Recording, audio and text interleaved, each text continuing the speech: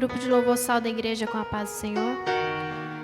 O nosso desejo nessa noite é que, de onde você estiver assistindo essa live, que o Senhor possa tocar no seu coração, através dos louvores e da palavra nessa noite.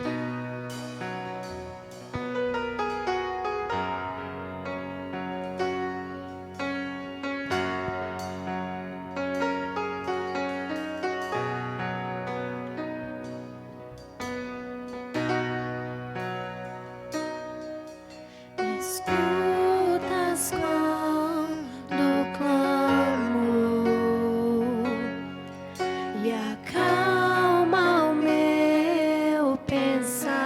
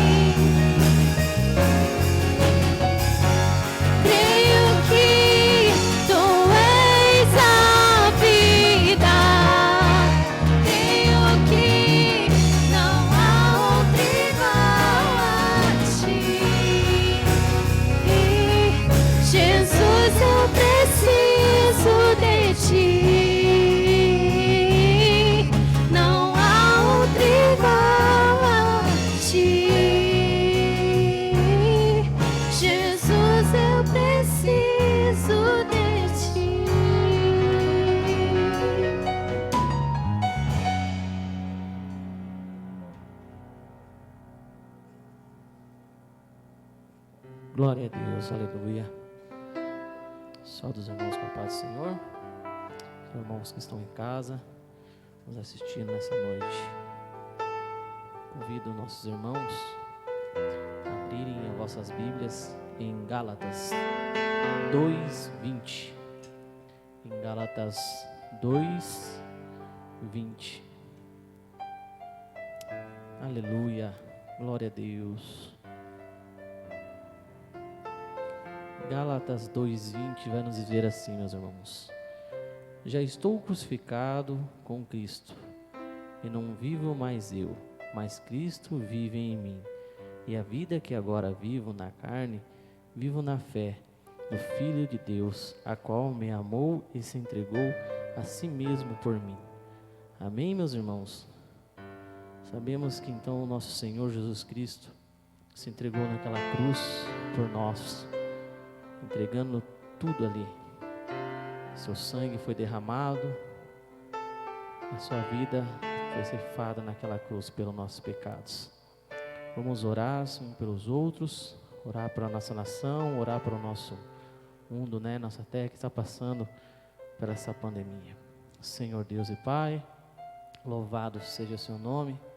Te agradecemos primeiramente essa oportunidade que o Senhor nos deu de estar aqui na sua casa, Senhor querido, depois desse dia maravilhoso, onde o Senhor nos guardou, nos protegendo, Senhor, de todo mal, de toda seta maligna. Pai, oramos, Senhor querido, pelos nossos irmãos que estão em casa, oramos pelos nossos irmãos também, Senhor, que estão passando por essa pandemia.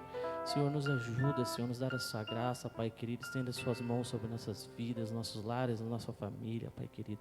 Sabemos que tudo está nas palmas da sua mão, o Senhor está no controle de tudo, Senhor querido. É em nome de Jesus que nós te pedimos e te agradecemos. Amém.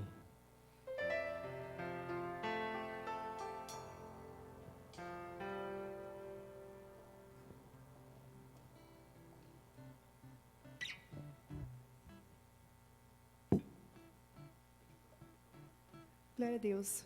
Vamos cantar o número da harpa, número 210.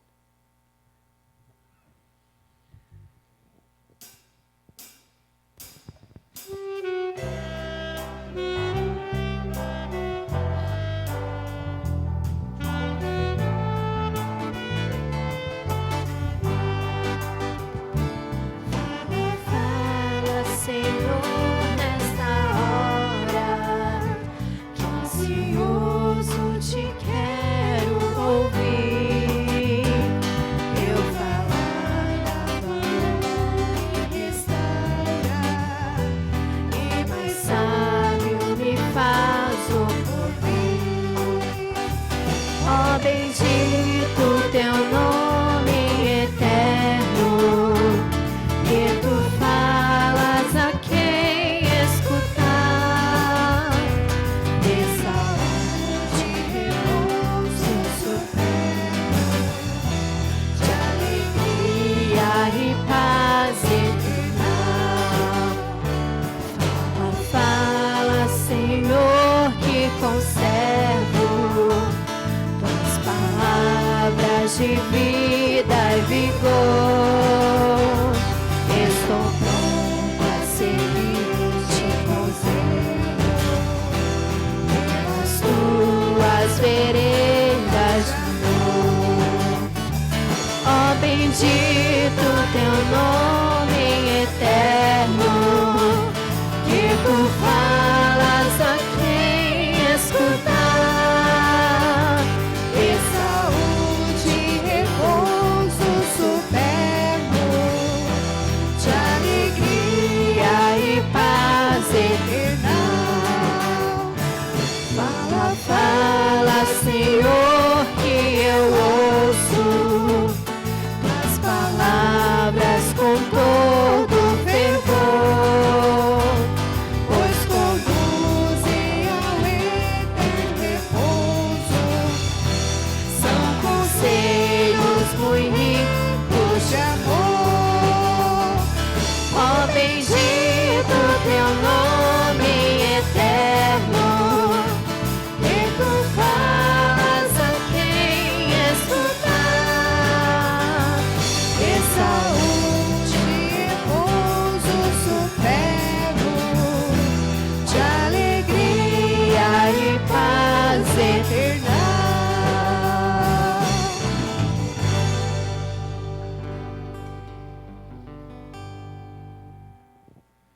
Glória a Deus. Que a paz do nosso Senhor Jesus Cristo esteja com você nesta noite. Nós estamos muito felizes pela sua participação conosco nesta transmissão. Louvado seja o nome do Senhor Jesus, que tem nos dado a oportunidade de cultuarmos também dos nossos lares, né? Vemos pelo nosso Brasil muitas igrejas fazendo as suas transmissões, e nós temos também o privilégio de poder transmitir os cultos da nossa DCMI-PG, e você participando conosco.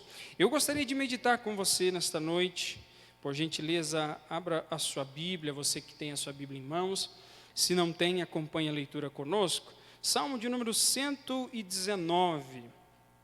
Meditar dentro desta passagem e também dentro de algumas outras que o Senhor colocou em meu coração. Salmo 119, versículo 97. Nós vamos ler até o verso 104. Glória a Deus. Salmo 119, versículo 97 até 104, que diz assim: quanto amo a tua lei, é a minha meditação todo o dia. Os teus mandamentos me fazem mais sábios que os meus inimigos, porque aqueles eu os tenho sempre comigo. Compreendo mais do que todos os meus mestres, porque medito nos teus testemunhos.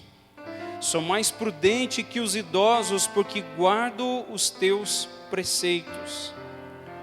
De todo mau caminho desvio os pés, para observar tua palavra. Não me aparto dos teus juízos, pois tu me ensinas. Quão doces são as tuas palavras ao meu paladar, mais que o mel à minha boca.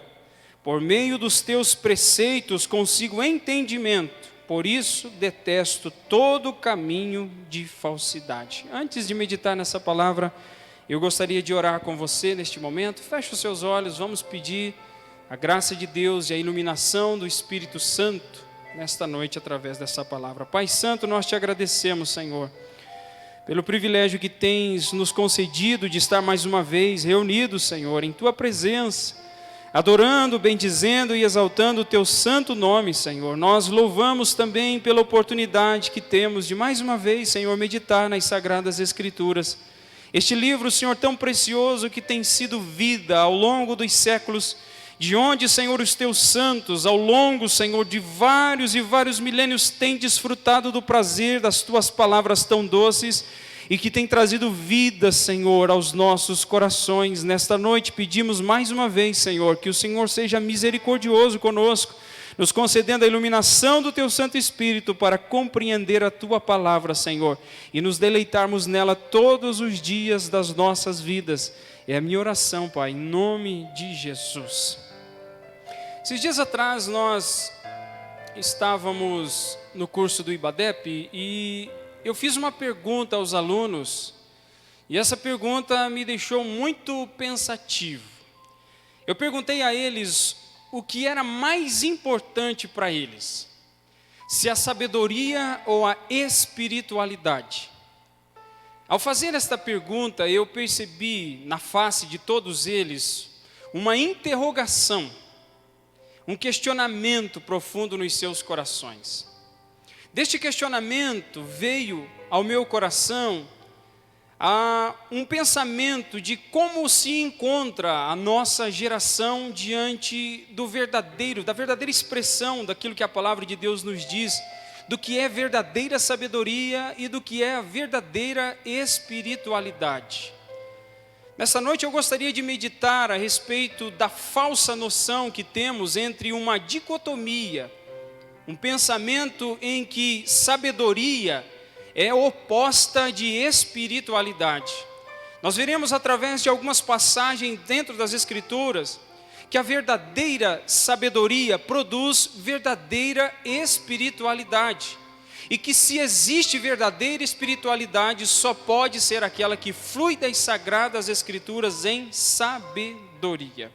A primeira coisa que nós temos dentro da palavra de Deus é uma expressão de Salomão em Provérbios, no primeiro provérbio, a partir do versículo 20, onde ele nos diz: Grita na rua a sabedoria, nas praças levanta a voz, do alto dos muros clama, à entrada das portas e nas cidades profere as suas palavras. E olha o que a sabedoria diz: até quando, ó nécios, amareis a necessidade? E vós, escarnecedores, desejareis o escárnio? E vós, loucos, aborrecereis o conhecimento? Atentai para minha repreensão. Eis que derramarei copiosamente para vós outros o meu espírito, e vos farei saber as minhas palavras. Nós sabemos que a sabedoria de Deus, ela é o próprio Filho de Deus, porque através do Senhor Jesus Cristo nós temos a revelação plena e completa da parte de Deus. O escritor aos Hebreus vai nos dizer, no capítulo 1, a partir do versículo 1, que havendo Deus falado muitas vezes e de muitas maneiras aos pais, pelos profetas, ele diz que nos últimos dias, Deus nos falou através do Filho. O Filho é a expressão máxima de Deus da revelação. É por isso que através de Jesus Cristo nós temos o pleno conhecimento da vontade de Deus. O apóstolo Paulo, como estudamos na Epístola aos Efésios, só teve a oportunidade de conhecer o mistério de Deus, que era a igreja, através do nosso Senhor e Salvador Jesus Cristo. Paulo também nos diz em 1 Coríntios capítulo 1 e o versículo 30, ele diz que Cristo se tornou da parte de Deus para nós, em sabedoria, justiça, santificação e redenção. E quando nós vemos Salomão, neste primeiro provérbio, dizendo a respeito da sabedoria, nós ouvimos o próprio Deus clamando e dizendo que nós precisamos ter sabedoria. Sabedoria, como nós bem sabemos, não é algo que pode ser adquirido dentro de uma faculdade. Sabedoria não pode ser adquirido dentro de centros de ensino. A sabedoria só pode ser apreendida, guardada no coração e entendida mediante a luz e a iluminação de Deus em nossos corações. Nós precisamos entender algumas coisas porque vivemos em dias aonde as pessoas estão pensando, ou eu tenho sabedoria ou eu tenho espiritualidade. Por que é que me chocou a demora da resposta dos alunos diante desta pergunta? Me chocou porque muitas pessoas acreditam em uma espiritualidade desconectada da palavra de Deus. Algumas pessoas nutrem uma ideia dentro da sua mente que quem estuda demais a palavra de Deus se torna frio, se torna intelectualista, se torna uma pessoa que não tem um senso espiritual, as suas emoções são frias, ele é indiferente quanto à presença ou manifestação do Espírito Santo de Deus. Mas, queridos irmãos, não é o que eu encontro dentro da palavra de Deus. Nós vemos sim que muitas pessoas estudam as Sagradas Escrituras, e às vezes podem ser até eruditos da Bíblia, podem ser como os liberais que estudam todos os dias as Escrituras, mas são pessoas que não têm o verdadeiro entendimento da palavra de Deus. Eu queria caracterizar para você aqui pelo menos 3 riscos das pessoas que são intelectualistas. Deixa eu descrever primeiro aqui que o cristão verdadeiro, ele não é anti-intelectual, ele não é contra a utilização da mente. Mas o cristão verdadeiro é aquele que entende que a revelação de Deus começa pela mente cristã regenerada. É por isso que a palavra de Deus muitas vezes vai nos exortar que há uma necessidade de uma mudança de mente. A palavra regeneração, a palavra arrependimento, elas vêm de fontes que nos arremetem uma mudança de mente. A palavra arrependimento, por exemplo, vem da palavra grega metanoia, que é mudança de mente. Só pode existir arrependimento genuíno quando há uma transformação genuína de mente no poder do Espírito Santo de Deus. Não é um mero intelectualismo, mas é o Espírito Santo ativando uma mente santa, regenerando os nossos corações para passar a compreender e a enxergar as coisas espirituais. Se você se lembra de Paulo se dirigindo na primeira epístola aos Coríntios, no capítulo 1, no versículo 30 e 31 a seguir, Paulo vai fazer um apelo, versículo 22 e 23, melhor dizendo, ele vai fazer um apelo àquela igreja dizendo que os judeus pedem sinais e os gregos pedem sabedoria. Porque havia uma distinção na época de Paulo entre pessoas que preferiam o conhecimento e outras pessoas que preferiam os sinais. E Paulo está dizendo que em Cristo Jesus há o escândalo da graça, em que em Jesus Cristo é anunciado a sabedoria de Deus e também o poder dos sinais que vêm de Deus. Então por isso o cristão não é um anti-intelectual, mas ele também não pode ser simplesmente um intelectualista, aquele que acredita somente nas coisas que a mente pode raciocinar. Por que nós devemos ter cuidado com isso? Porque pessoas que são meramente intelectualistas são pessoas que pensam poder conhecer a palavra de Deus sem o poder do Espírito Santo. Pessoas que sentam diante da palavra de Deus e maquinam na sua mente pensando que não dependem de Deus para ler as Sagradas Escrituras. Pode ser que para ler ela não dependa mesmo, porque muitas pessoas não cristãs leem a palavra de Deus. Mas para poder entender a palavra de Deus, somente o Espírito Santo é quem pode tocar nos nossos corações e nos fazer entender a palavra do Senhor. O Senhor Jesus Cristo vem nos dizer, a partir de João 14, que Ele estava partindo para o Pai, mas Ele enviaria o Consolador. E Ele vai nos descrever muitas vezes quem é o Consolador. Ele diz que o Consolador é o Espírito da verdade que o mundo não pode conhecer, porque não o vê. Jesus vai dizer que o Espírito Santo é o Espírito que guiaria os crentes em toda a verdade. Ele diz que o Espírito Santo é aquele que nos faria lembrar das suas palavras. E o Espírito Santo também é aquele que nos ensinaria todas as coisas. Nenhum cristão verdadeiro que vem diante da palavra de Deus, ele confia na sua própria mente, somente no seu intelecto para compreender a palavra de Deus. Um verdadeiro cristão, antes mesmo de abrir a palavra do Senhor, ele se ajoelha diante de Deus pedindo graça e misericórdia, dizendo: Senhor, neste momento eu desejo meditar nas Sagradas Escrituras, mas eu não posso fazê-lo. Eu não posso entender o que eu venho a ler, se não for pelo poder do Teu Espírito Santo. É por isso que Felipe, em Atos capítulo 8, se dirige ao lado da carruagem daquele eunuco e pergunta para ele: você entende o que você está lendo? E o eunuco diz: como é que eu posso entender se alguém não me explicar? Por que Felipe sabia e entendia a palavra de Deus e o eunuco não estava entendendo? É porque Felipe tinha o Espírito Santo como seu professor, que lhe ensinava a palavra de Deus. É por isso que nós precisamos entender que o intelectualista, aquele que acha que depende somente da sua mente, ele está equivocado, porque a verdade da palavra de Deus, ela só pode chegar ao nosso coração quando nós temos uma dependência total do Espírito Santo para compreender a sua palavra. O intelectualista também é uma pessoa que, conforme caminha sem a dependência do Espírito Santo, é alguém que começa a maquinar dentro da sua mente que sabe de tudo. Eu acho interessante que quanto mais nós estudamos a palavra de Deus, quanto mais nós entramos no estudo da teologia, que teologia é o estudo de Deus, tanto mais nós descobrimos que nós não sabemos. Eu disse isso aqui alguns dias atrás, repassando o que foi falado pelo pastor Carlos Eduardo, em um dos nossos cultos de ensino. Ele estava fazendo uma colocação que eu achei muito interessante. Ele disse que uma pessoa, quando vai para uma faculdade, ela escolhe um tipo de curso. E quando ela termina aquele curso, ela pensa em fazer uma pós-graduação. Ele fala que esse curso que a pessoa faz é um pedaço de todo o conhecimento geral que existe. E ela estuda somente um pedaço de todo o conhecimento, de todas as áreas do saber. E ele vai e faz a sua faculdade, a sua graduação. Quando vai ser feita a pós-graduação, ele vai estudar um pedaço do pedaço. Quando ele vai fazer o seu mestrado, ele faz um pedaço do pedaço do pedaço. Quando ele vai fazer um doutorado, é um pedaço do pedaço do pedaço do pedaço. Você vai percebendo que o conhecimento é muito abrangente e que nenhum de nós pode deter todo o conhecimento dentro da mente. Nós não somos alguém que tem capacidade tal como essa, porque essa capacidade somente vem do nosso Deus. É por isso que Paulo, lá em Romanos capítulo 8, quando ele se depara com esta verdade, quando ele se coloca diante disso, ele se dobra diante de Deus.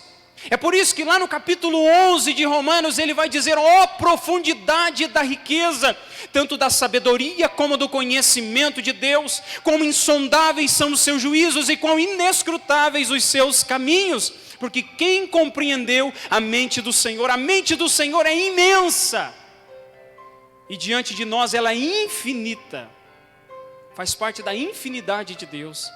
É por isso que alguém que se chega até a palavra de Deus descobre que ele é muito pequeno. Você sabe o que acontece na vida de um pregador? Quanto mais ele prega a palavra de Deus, ele vai descobrindo que essa palavra é muito maior do que ele. A palavra, ela não é dominada pelo pregador, mas pelo contrário, é o pregador que é dominado por essa palavra, porque essa palavra é grande demais. Essa palavra é preciosa demais, essa palavra é rica demais, e nós somos pequenos demais diante desta palavra tão preciosa e rica que é a palavra de Deus. É por isso que o intelectualista não conhece essa profundidade, porque ele pensa que pode ler a palavra de Deus sem o auxílio do Espírito Santo, e ele se torna soberbo e arrogante, e infelizmente ele não vê e não percebe que ele nada sabe. E por fim, algumas características, essa pessoa ela começa a perceber, ou as pessoas começam a perceber que esse estudo do intelectualista faz a sua cabeça se encher de coisas, mas o seu coração não recebe aquilo. Um teólogo um dia disse que a distância do cérebro e do coração são cerca de 2 palmos ou menos. Mas ele diz que essa distância no reino espiritual é como a distância do céu ao inferno. Porque não basta termos a palavra de Deus somente dentro da mente, mas essa palavra precisa transbordar para dentro do nosso coração. Nós precisamos ter a nossa alma saturada da palavra de Deus, de tal maneira que aquilo que a minha mente recebe pelo ensino da palavra de Deus, na maestria do Espírito Santo, transborda para dentro do meu coração. E quem convive comigo e convive com você percebe que nós estamos andando com alguém diferente. É como disse Charles Mackintosh, dizendo que quanto mais nós andamos com Deus, mais nós nos parecemos com Ele. Quanto mais você anda e caminha com a palavra de Deus, quanto mais você ouve a palavra de Deus, quanto mais você ouve Deus falando com você através dela, mais parecido com Cristo você vai se tornando. E é por isso que nós estamos dizendo que há um perigo de uma polarização, de um intelectualismo, de alguém que pensa que somente com a mente ele consegue compreender as coisas espirituais. Mas eu refriso aqui que a mente é importantíssima nesse processo e é indispensável, porque é através dela que o Espírito Santo nos dá o conhecimento de Deus. De um lado, intelectualismo, mas existe uma outra polarização nos nossos dias, que é o experiencialismo. O experiencialismo são aqueles que não estão se importando com aquilo que é dito. Ele diz: não quero saber do que está sendo falado, do que está sendo pregado. Eu quero saber se está acontecendo alguma coisa diferente, se tem algum movimento diferente, se tem algum sinal diferente. Eu quero saber se tem alguma manifestação diferente. São os caçadores de experiências, são os caçadores de sinais, são aqueles que estão meramente procurando alguma coisa que lhe chame a atenção dos seus olhos. O grande problema destas pessoas é que elas são presas fáceis do adversário, porque o adversário tem uma habilidade de enganar as pessoas que é coisa tremenda. As pessoas se equivocam muito diante de manifestações estranhas, dizendo que aquilo provém do Espírito Santo de Deus. Mas deixa eu lhe dizer uma coisa: tudo que provém do Espírito Santo de Deus, ou promove o testemunho do Evangelho aos perdidos, ou promove edificação no meio do povo de Deus. Eu vou repetir para você, eu quero que você guarde essa palavra no seu coração. O que vem do Espírito Santo, ou promove o testemunho do Evangelho de Deus aos perdidos, ou ele promove edificação no coração dos crentes, dos servos de Deus. Não se esqueça disso. Porque se você sai de um lugar como esse, onde existe uma porção de experiencialismo acontecendo, e você volta a viver a mesma vidinha medíocre de sempre, não foi o Espírito Santo que atuou ali. Pegue os livros de história da igreja, leia a história da igreja e você vai ver que os grandes avivamentos espirituais foram avivamentos que produziram, sim, sentimentos, mas sentimentos santos. E o que são sentimentos santos? Arrependimento individual, arrependimento coletivo da igreja, quebrantamento do povo de Deus. Eu não sei se algum dos irmãos já teve a oportunidade de ver um sermão intitulado Pecadores nas Mãos de um Deus Irado, de Jonathan Edwards. Eu até comentava para os irmãos esses dias no curso do IBADEP, que estudando um pouquinho a vida de Jonathan Edwards, a história diz que ele nem se parece com um modelo de pregador contemporâneo dos nossos dias. Ele praticamente escrevia todo o sermão dele, e ele lia o sermão dele sobre o púlpito. Raramente ele colocava os olhos na congregação. E os estudiosos de hermenêutica dos nossos dias, que vão tentar entender um pouquinho de como que é a comunicação do pregador com a igreja, se analisam Jonathan Edwards, eles vão dizer assim: ele nem se enquadra na categoria de pregadores. Mas imagine comigo, um homem desse, e ainda tinha algo que os historiadores dizem que a voz dele era uma voz que não agradava muito à audiência, uma voz ruim, uma pregação lida e pouco contato visual com a igreja. O que você imagina de uma pregação como essa? Mas em um certo dia, através de uma pregação simples como essa, que não se enquadra dentro da hermenêutica atual, através de uma pregação simples que não se enquadra dentro da oratória atual, você pega e vê esse homem pregando a palavra de Deus, e pecadores gemendo, sentados nos bancos da igreja, em arrependimento, em quebrantamento. Depois daquela pregação simples, aquela igreja se transformou numa igreja verdadeiramente avivada, mas ela não fazia só barulho aqui dentro, ela saía para fora em testemunho vívido, evangelizando as pessoas. O que aconteceu através deste ministério foi poderoso, mas sentimentos santos brotaram dali. Não foi coisas que os olhos veem, mas que o coração não recebe edificação, não. Houve conversão, houve arrependimento, houve quebrantamento. Isso é sinal que o Espírito Santo de Deus verdadeiramente está agindo. Você sabe qual que é a postura de alguém que é experiencialista? É alguém que não segue o exemplo de Atos 17. A igreja citada ali, uma das igrejas, é a igreja de Bereia, e a palavra de Deus vai nos dizer que os bereanos, quando Paulo estava pregando, eles consultavam as escrituras para saber se o que Paulo estava dizendo realmente era coerente com o ensino das escrituras. É claro que aqueles irmãos tinham nas suas mãos o Antigo Testamento, o Novo Testamento não havia ainda sido compilado, mas eles analisavam a pregação de Paulo. O Paulo é um exemplo cristão, é um homem falho, cheio de fraquezas assim como nós, mas ele é um exemplo cristão. A palavra de Deus descreve ele como um homem cheio do Espírito Santo. E ele chega a dizer: irmãos, sede meus imitadores como eu sou de Cristo. Ele tem tanta confiança de viver na presença de Deus, de ser um homem cheio do Espírito, de amar o Evangelho, de amar os santos, amar a igreja do Senhor, que ele vai dizer isso: irmãos, sede meus imitadores como eu sou de Cristo. Mas ele vai pregar em Bereia, e quando ele está pregando em Bereia, os irmãos não recebem a pregação dele sem questionamentos. Eles não recebem a pregação dele como se ele fosse acima da verdade. Pelo contrário, eles começam a olhar na palavra de Deus para saber se o que ele está dizendo realmente bate com as sagradas escrituras. Os experiencialistas não comparam os seus acontecimentos, aquilo que está envolvido ali naquele ambiente, com as sagradas escrituras, para ver se aquilo realmente está de acordo com a palavra de Deus. E uma coisa interessante que nós vemos também é que movimentos experiencialistas, eles não promovem a glória de Deus. Eu queria ser bem direto e franco com você nesse momento. Preste atenção no que muitas vezes faz as pessoas glorificarem a Deus num culto público. Às vezes elas estão sentadas, a igreja está lotada, não nos nossos dias, porque nos nossos dias nós não temos igrejas lotadas, mas perceba, puxe na sua memória, igrejas estão lotadas, e o que geralmente faz as pessoas levantarem as mãos, glorificarem a Deus? Às vezes são apelos de pregadores que estão apelando meramente às emoções dele ou dela, dizendo que Deus vai dar a vitória, que Deus vai conceder bênção, que Deus vai abrir portas. Mas, meu irmão, muitas dessas pessoas que estão levantando a mão, às vezes são pessoas que estão vivendo na prática do pecado.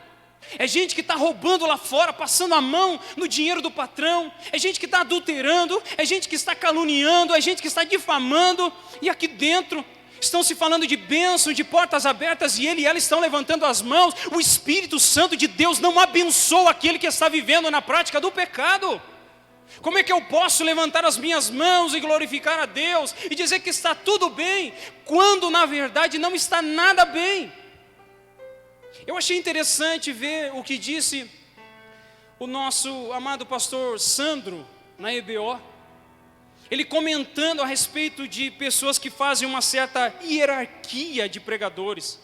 E ele disse algo de maneira interessante, ele disse que existem pessoas que são taxadas como pregadores avivalistas. E ele fez uma análise muito interessante, dizendo que nós não encontramos tal característica de pregador nas Sagradas Escrituras. O que ele estava querendo dizer? Que pregadores são pregadores, que pregadores não têm poder de avivar os outros, mas quem tem poder de avivar alguém é o Espírito Santo de Deus. Pode ser qualquer pregador. Eu já ouvi muitas mensagens que davam sono nas pessoas, mas através daquela pregação simples, calma e tranquila, o Espírito Santo de Deus mexia no meu coração e no coração da igreja, e despertava em nós não sentimentos fúteis de pessoas que estão querendo passar por cima dos outros, cantando hinos vingativos, olhando para essas pessoas e pensando que um dia vão estar em cima de um lugar, num palco elevados, e que essas pessoas vão ver ela sendo exaltada diante de Deus. Nós temos que ter um espírito de João Batista, que ele cresça, que eu diminua, que ele apareça, e que somente a glória dele possa ser manifesta na vida de cada um de nós. Nós temos que nos humilhar e quebrantar diante de Deus.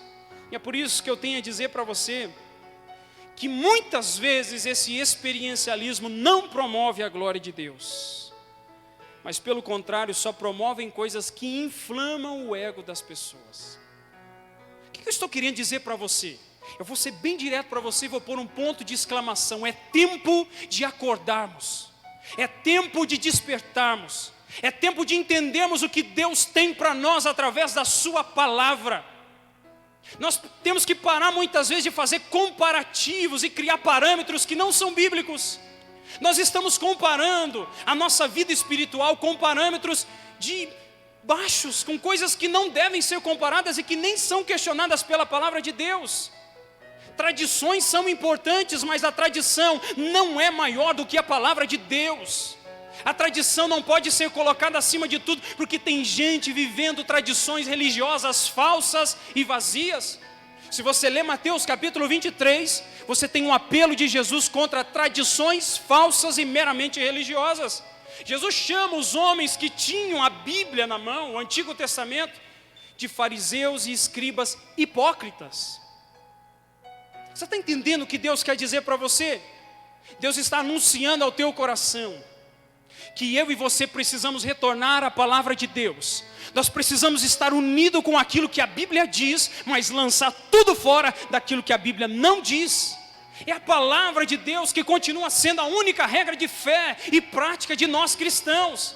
É somente através dela que nós temos o pleno conhecimento da vontade de Deus. Meu irmão e minha irmã, acorde neste momento.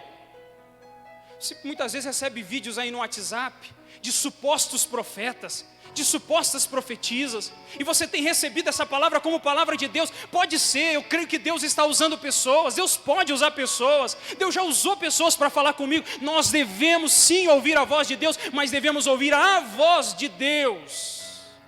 É a de Deus que nós temos que ouvir, e somente a de Deus. Existe uma coisa interessante, que agora é o caminho para o fim, que é a expressão da palavra de Deus a respeito do contato com a Bíblia e daquilo que ela faz conosco. Se você já teve a oportunidade de sem pressa, entrar no seu quarto, pegar a palavra de Deus, abrir a palavra do Senhor, e eu até dou uma dica para você aqui: deixa a caixinha de promessa longe nessa hora. Adote um plano de leitura bíblica. Começa de Gênesis, começa de Mateus, leia os Salmos, adote um livro, pelo menos um livro da Bíblia, pegue e leia ele até o final. E todos os dias leia pelo menos um capítulo da Bíblia, mas leia com tempo. Diga para sua família, se é você, irmão, diga para sua esposa e para os seus filhos: eu gostaria que vocês me dessem um tempo de leitura da palavra e de oração. Se você é esposa que vai fazer isso, peça ao seu marido e aos seus filhos. Se é você filho, peça aos seus pais e entre no quarto sem pressa, sem pensar na conta de pagar amanhã, sem a janta que tem que fazer daqui a pouquinho, sem um compromisso. Não, entra lá sem compromisso algum. E como disse o Senhor Jesus Cristo, fecha a tua porta e fala com teu pai que está em secreto. E a palavra diz que o pai que vem em secreto nos recompensará.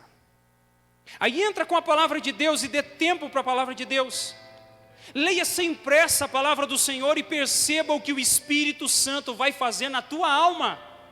Eu não tenho dúvida que a leitura da palavra de Deus não é uma leitura qualquer, porque eu não estou lendo um livro qualquer, mas é o livro de Deus. É do Deus que diz que se nós o buscarmos, nós seremos achados por Ele. Entra no teu quarto, meu irmão. Às vezes muitos não estão nem trabalhando, estão em casa já faz 3 meses e até agora não terminou de ler um livro da Bíblia. Em nome de Jesus, se você se considera verdadeiramente um cristão genuíno, pegue a palavra de Deus, ame a palavra de Deus, e você vai perceber que o teu coração vai começar a transbordar da presença do Senhor. Você quer um exemplo? Vamos à palavra de Deus. Se você abrir só no Salmo 119, eu destaquei alguns versículos que vão falar muito a respeito da importância da palavra de Deus. O salmista vai dizer que existe um apreço dele pela palavra do Senhor, no Salmo 119, verso 14. Se você quiser deixar a sua Bíblia aberta no Salmo 119, nós vamos ver alguns versículos ali dentro e tirar algumas lições. São apenas alguns versículos, mas existem vários outros ali dentro. Olha o apreço do salmista, Salmo 119, versículo 14. Ele diz: mais me alegro com o caminho dos teus testemunhos do que com todas as riquezas. Sabe o que o salmista está dizendo? Ele tem mais prazer na palavra de Deus, nos testemunhos de Deus através da sua palavra, do que qualquer dinheiro no mundo ou tesouro no mundo pode conquistar. Olha o prazer que o salmista tem na palavra de Deus. No versículo 47 e 48 do Salmo 119, ele vai demonstrar amor pela palavra. Ele diz: terei prazer nos teus mandamentos, os quais eu amo. Para os teus mandamentos que amo, levantarei as mãos. E olha o que ele diz: meditarei nos teus decretos. É ruminar a palavra de Deus, não somente ler, mas fazer com que essa palavra possa dominar todo o coração. Eu me lembro do meu bisavô, que quando você perguntava para ele a respeito da palavra de Deus, você dizia: você gosta de ler essa Bíblia, avô? Ele dizia: eu amo esta palavra. É o que o salmista está dizendo, que ama a palavra de Deus, e porque ele ama a palavra de Deus, ele medita na palavra de Deus. O salmista ainda vai dizer, no verso 54, que o louvor verdadeiro flui da palavra de Deus. Ele diz: os teus decretos são motivos dos meus cânticos, na casa da minha peregrinação. Ele diz: os teus decretos, a tua palavra é o motivo, é da onde fluem os meus louvores. Meu querido irmão e minha querida irmã, ao invés muitas vezes de estarmos sendo mal induzidos por determinadas letras de melodias que são sofríveis, nós devemos deixar que o nosso coração venha a transbordar da palavra de Deus. Existem muitos louvores maravilhosos, existem muitos louvores que são cristocêntricos, que realmente fazem emanar de dentro deles a graça de Deus falada, cantada através da palavra do Senhor. Por isso que o salmista vai dizer: os teus decretos são motivos dos meus cânticos, na casa da minha peregrinação. Olha o que ele diz também da palavra de Deus, verso 59, ele analisando o coração à luz da palavra de Deus, ele diz: penso nos meus caminhos e volto os meus passos para os teus testemunhos. Você sabe o que é isso aqui? O salmista está dizendo que ele pega a palavra de Deus e ele faz um raio-x com a palavra de Deus no seu próprio coração. Ele medita nesta palavra, percebendo se esta verdade já é parte integrante da sua vida. Não é aquela leitura bíblica, como muitas às vezes vão ler dizendo assim, fulano tinha que ler essa passagem, ciclano tinha que ler essa passagem. Não, é você e Deus naquele momento. É a palavra do Senhor como uma lanterna de Deus poderosa no teu coração, dizendo, existe um cantinho aí, que a minha palavra está dizendo que você precisa ser trabalhado, precisa ser limpo, você precisa ser transformado. É isso que o salmista está dizendo. Que ele volta a pensar nos caminhos do Senhor, e ele volta os passos, ele pensa na palavra de Deus, e ele volta os seus passos, ele desiste de todo caminho que não seja o caminho do Senhor. Ele ainda diz que tem compromisso com a palavra de Deus, verso 97, ele diz, quanto amo a tua lei, é a minha meditação todo o dia. Deixa eu fazer uma pergunta para você aqui. Qual é o teu costume de comer? Estou sendo sarcástico aqui. Você não tem costume de comer, você come todo dia. Se você não come pão com margarina pela manhã, você come um pão de queijo, você come uma bolacha, você come alguma coisa, você come. O salmista está dizendo que ele tem a palavra de Deus como seu alimento todos os dias.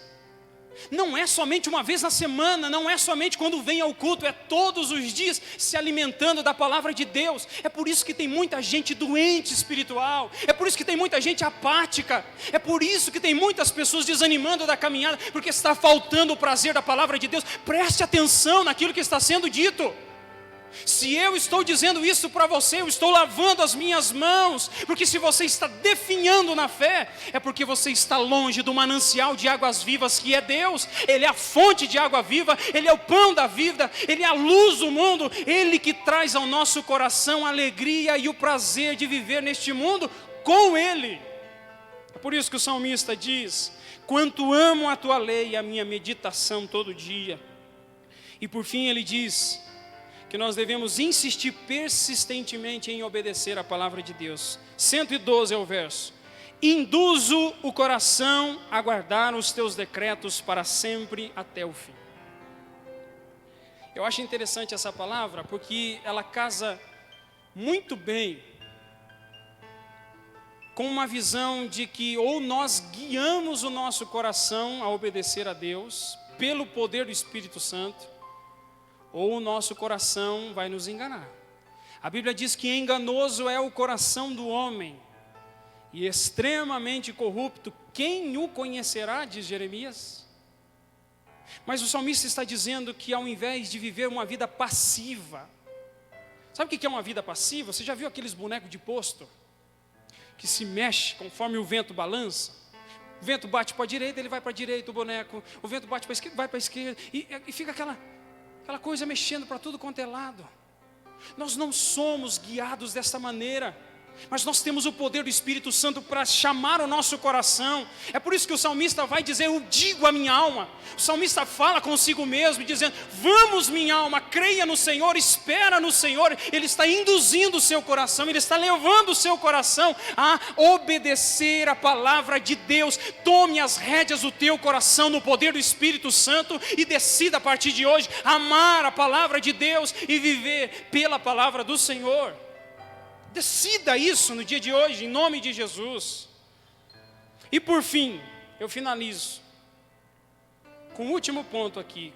Como conseguir sabedoria? Eu já disse aqui no domingo passado, a passagem de Tiago capítulo 1, a respeito das provações, da necessidade de sabedoria, mas eu reforço hoje, eu não vou nem usar Tiago, para você ver que existem muitas passagens nas Escrituras que nos conclamam a ter sabedoria. Sabedoria. A passagem é a passagem de Provérbios, capítulo 2, do versículo 3 ao 6, que diz assim, Provérbios, capítulo 2, versículo 3 ao 6. E se clamardes por inteligência e por entendimento alçares a voz, se buscares a sabedoria como a prata e como a tesouros escondidos a procurares, então entenderás o temor do Senhor e acharás conhecimento de Deus. Verso 6, porque o Senhor dá a sabedoria, e da sua boca vem a inteligência e o entendimento. Se você buscar a sabedoria como se busca a prata, se você buscar o entendimento como se busca coisas preciosas, Deus, o Deus Todo-Poderoso, o seu Pai Celestial, lhe dará sabedoria. É por isso que o salmista vai dizer no trecho que nós lemos aqui no início, que ele é mais sábio do que os seus inimigos, que ele é mais sábio muitas vezes do que muitos idosos que pensam que pelos anos de vida são mais sábios do que outras pessoas. Mas a sabedoria, ela não pode vir simplesmente da vivência. A sabedoria, ela vem do alto, a sabedoria vem de Deus, a sabedoria vem do Espírito Santo de Deus, que nos dá entendimento para compreender a palavra do Senhor. Eu finalizo essa palavra concluindo com você aqui, pelo menos 4 coisas. Só pode haver verdadeira espiritualidade, experiência verdadeira com Deus, se ela fluir da palavra do Senhor. Se você me disser que a sua experiência, ela não flui da palavra de Deus, ela não flui de uma visão da glória de Deus, eu tenho muitos motivos para duvidar disso.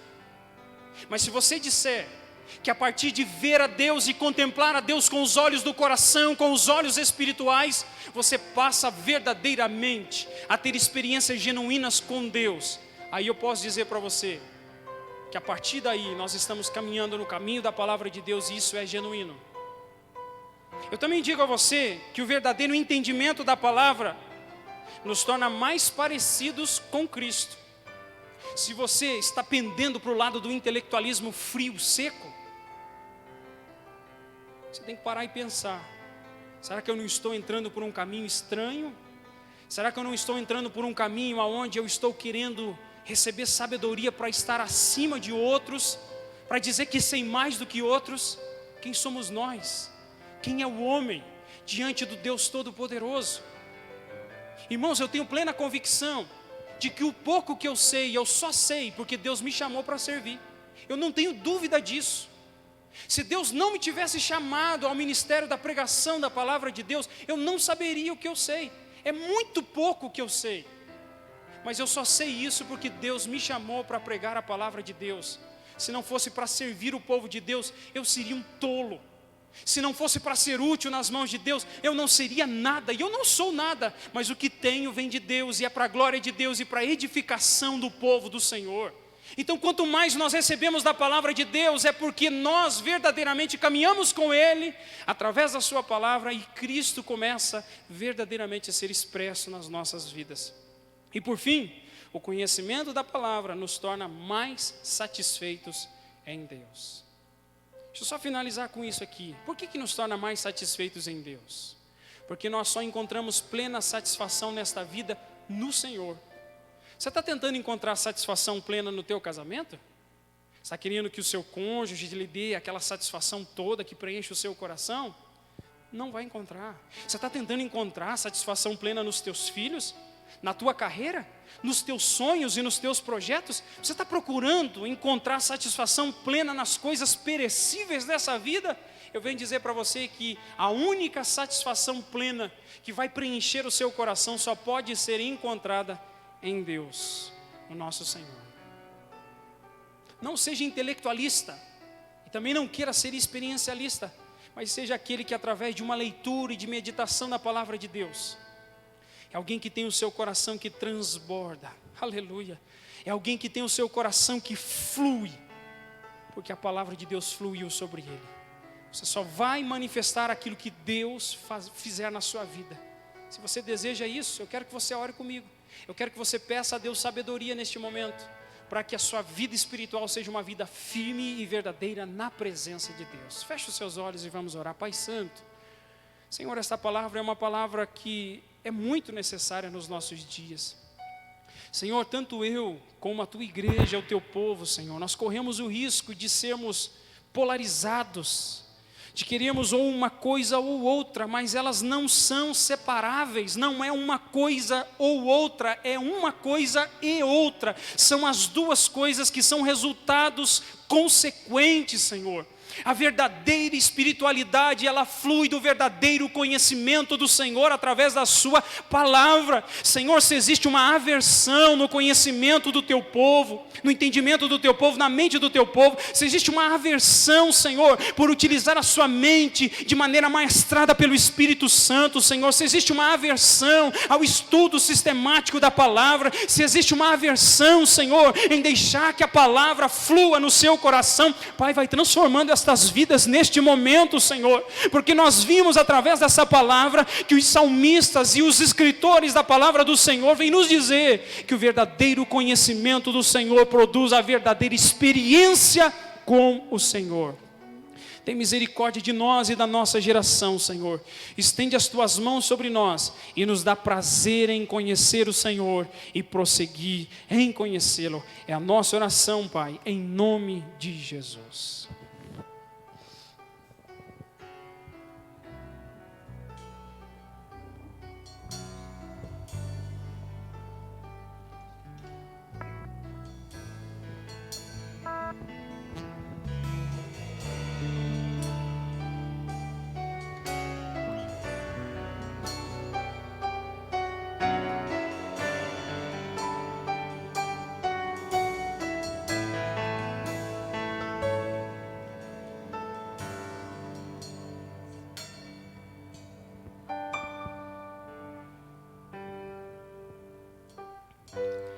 Oh Deus, me sondas,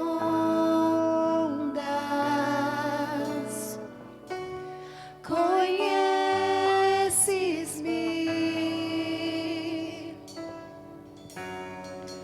mesmo quando falho,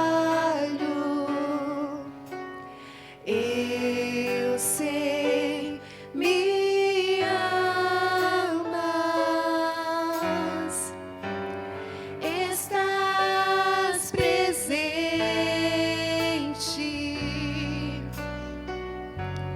a me cercar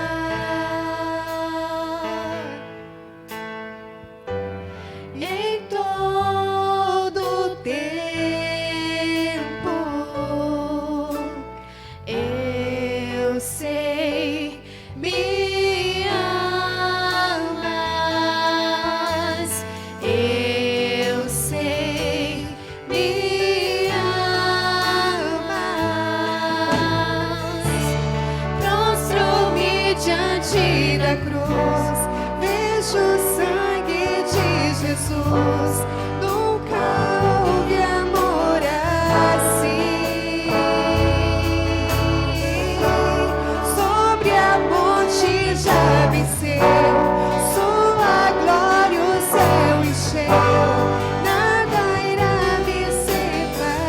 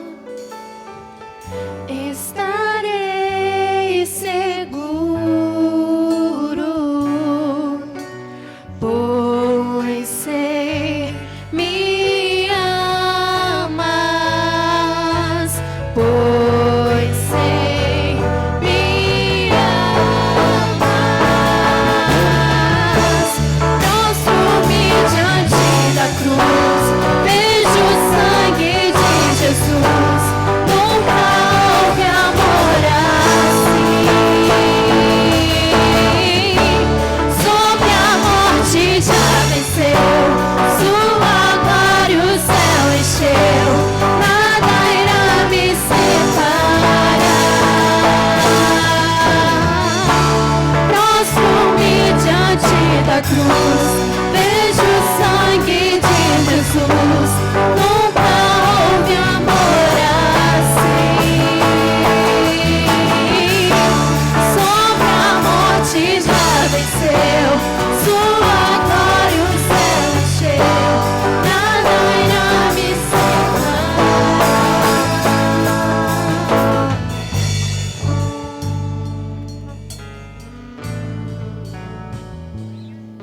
Glória a Deus. Nós estamos muito felizes pela oportunidade que tivemos juntos de cultuar o nome do Senhor Jesus.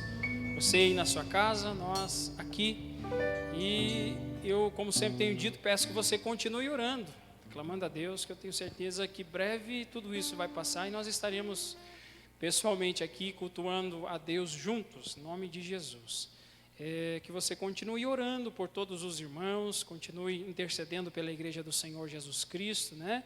Você continue amando a palavra de Deus e por amar a palavra de Deus, meditar nela. Como eu disse para você nessa mensagem, faça um plano de leitura. O ano já começou, nós já estamos, mais da metade do ano já foi, nós estamos no mês 7. Que você possa, mesmo agora, fazer um plano de leitura da palavra de Deus, e eu tenho certeza que a sua vida irá mudar. A palavra de Deus transforma as nossas vidas. O meu desejo é que Deus conceda a você e a sua família uma semana abençoada em nome do Senhor Jesus. Que a graça de nosso Senhor Jesus Cristo, o amor de Deus nosso Pai e a comunhão do Espírito Santo seja com você, em nome de Jesus.